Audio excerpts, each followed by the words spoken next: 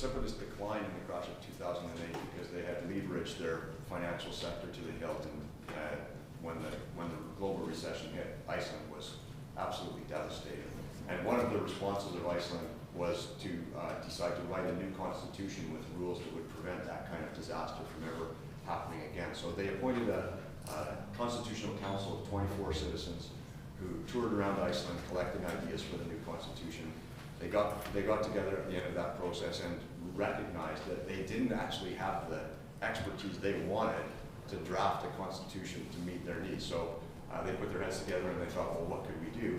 And they put their constitution onto Facebook and invited comments from anyone in the world who had an idea. Well, somebody sent I hadn't heard of that, somebody sent me an email and said, well, geez, you know what? Iceland's put their draft constitution up on Facebook. So I took a look at it and I sent an email through the Facebook page. And I got an email back the next day from the chairwoman of the Constitutional Council saying, geez, you know, we're really having trouble with this environmental section of the Constitution. The work you've done sounds really interesting. What would you advise that we do? So I put together a 15-page memo that said, well, here's what all the countries around the rest of the world have done, particularly in Western Europe. And here's the things that have had the greatest impact. And they kind of translated my recommendations into Icelandic, and they came back, and then they got retranslated to English. And there was a little bit lost in translation. But on the whole, they're very good, and they include the right to a healthy environment, responsibility to protect the environment. I suggested they might want to consider, in light of some of their experiences, a provision that prohibits the privatization of publicly owned natural resources.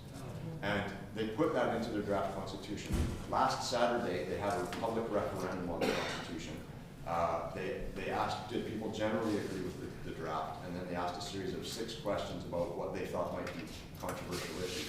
67% of Icelandic citizens approved of the draft referendum, and one of the questions was about the privatization of natural resources. It had the highest approval rating of any of the 6 questions. Wow. So 84% of Icelandic citizens said that should definitely be in our constitution.